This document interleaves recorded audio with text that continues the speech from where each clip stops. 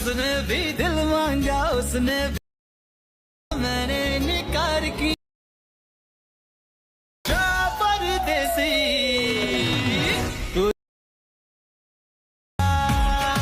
तपाईहरु पनि यस्तै भिडियो बनाउन सक्नुहुन्छ। कसरी आज म तपाईलाई यस भिडियोमा सिकाउँछु। त्यसको लागि तपाईको मोबाइलमा भएको क्यापकट एप्लिकेसनलाई ओपन गर्नुहोला। हेर्न सक्नुहुन्छ साथीहरु, मैले मेरो मोबाइलको क्यापकट एप्लिकेसनलाई ओपन गरेको छु। तपाईहरु पनि आफ्नो मोबाइलको क्यापकट एप्लिकेसन ओपन गर्नुहोला। ओपन गरिसकेपछि माथि हेर्न सक्नुहुन्छ प्लसको साइन छ। यसमा क्लिक गर्नु भन्दा अगाडि यदि तपाई हाम्रो च्यानलमा नयाँ हुनुहुन्छ, फर्स्ट टाइम हेर्दै हुनुहुन्छ भने सब्स्क्राइब गरेर बेल आइकन थिच्न नबिर्सिनुहोला। अब साथीहरु माथि हेर्न सक्नुहुन्छ प्लसको साइन छ, यसमा क्लिक गर्नुहोला।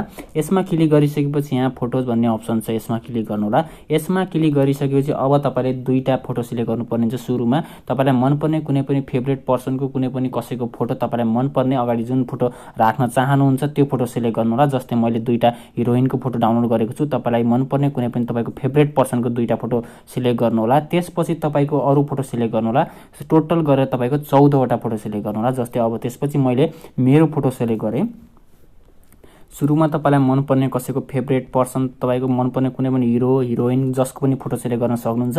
त्यसपछि चाहिँ तपाईको अरु फोटो आफ्नो फोटो सिलेक्ट गर्नुहोला। सिलेक्ट गरिसकेपछि तल हेर्न सक्नुहुन्छ एड भन्ने अप्सन छ। तपाईले 14 वटा फोटो सिलेक्ट गर्नुहोला। टोटल तपाईको 14 वटा फोटो हुनुपर्ने हुन्छ। त्यसपछि तल एड भन्ने अप्सन छ, एड गरिदिनु होला। अब साथीहरु हेर्न सक्नुहुन्छ तपाईले एड गरिसकेपछि यसरी फोटो आउँछ। सुरुमा हेर्न सक्नुहुन्छ, लास्टमा जानु होला। लास्टमा गइसकेपछि यो लास्टको हेर्न सक्नुहुन्छ तपाईको इन्डिङ भन्ने छ, यसमा क्लिक गर्नु होला। यसमा क्लिक गरिसकेपछि यहाँ डिलिट भन्ने अप्सन छ, डिलिट गरिदिनु होला। किनभने साथीहरु तपाईको फोटोको भिडियोको पछाडी लास्टमा क्यापकट भनेर आउँछ, त्यसैले पहिले नै यसलाई डिलिट गरिदिनु होला। तपाईले हरेक फोटोको जुम घटाउनु पर्ने हुन्छ। त्यसको लागि चाहिँ तपाईले दुईटा हातले चाहिँ यसरी स्क्रिनमा क्लिक गरेर यसरी घटाउनु होला। हरेक फोटोको तपाईको सबै फोटोको यसरी तपाई दुईटा हातले यसरी माथि स्क्रिनमा क्लिक गरेर तपाईले जुम घटाउनु होला। अब यति गरिसकेपछि अब तपाईले सेकेन्ड मिलाउनु पर्ने हुन्छ। फोटोको सेकेन्ड मिलाउनु पर्ने हुन्छ। ध्यान दिएर हेर्नु होला। सेकेन्ड मिलाउनको लागि तपाईले एनिमेसन त तपाईलाई जुन मन पर्छ त्यो राख्दा हुन्छ, तर तपाईले फोटो चाहिँ ध्यान दिएर मिलाउनु पर्ने हुन्छ। ध्यान दिएर हेर्नु होला। सुरुको फोटोलाई तपाई राख्नु होला 1.9 सेकेन्डमा राख्नु होला। हेर्न सक्नुहुन्छ 1.9 सेकेन्डमा एड भएको छ। 1.9 सेकेन्डमा राख्नु होला सुरुको फोटोलाई।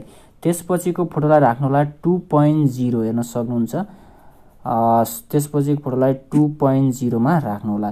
त्यसपछिको फोटोलाई तपाई राख्नु होला 3.7 मा राख्नु होला। हेर्न सक्नुहुन्छ पछाडी जानु होला, तपाई घटाउनु होला।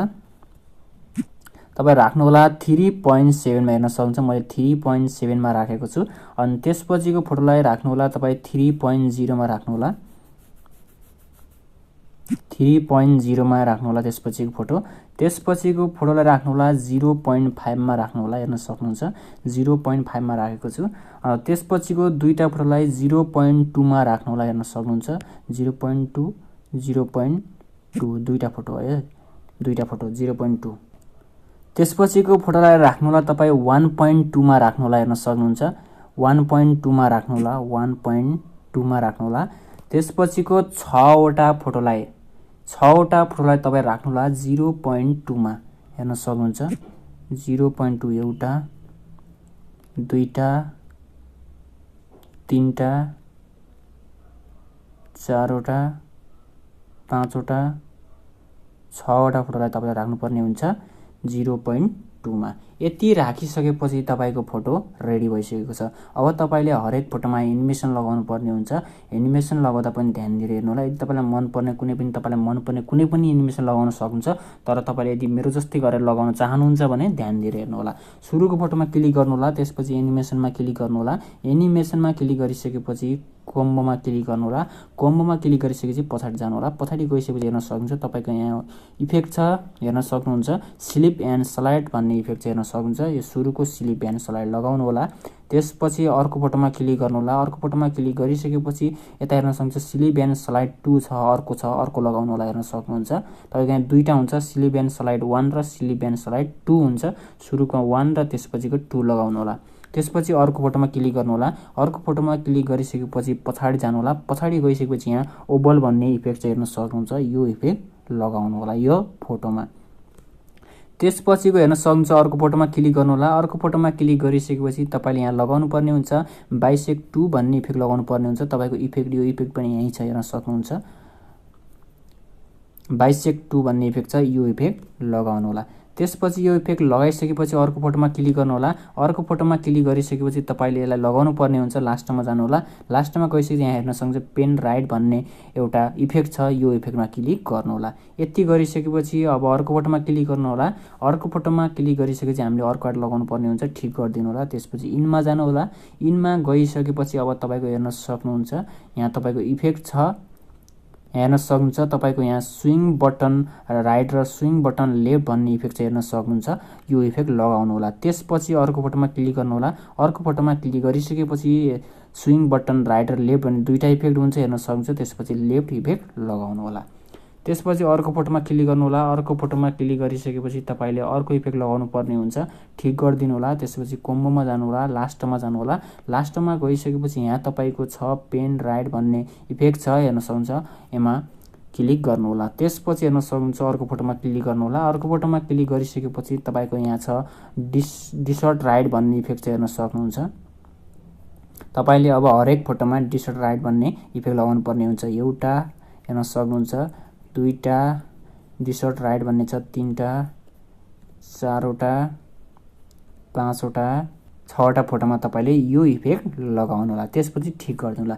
यति गरिसकेपछि तपाईको भिडियो रेडी भइसकेको छ। अब तपाईले इफेक्ट लगाउनु पर्ने हुन्छ।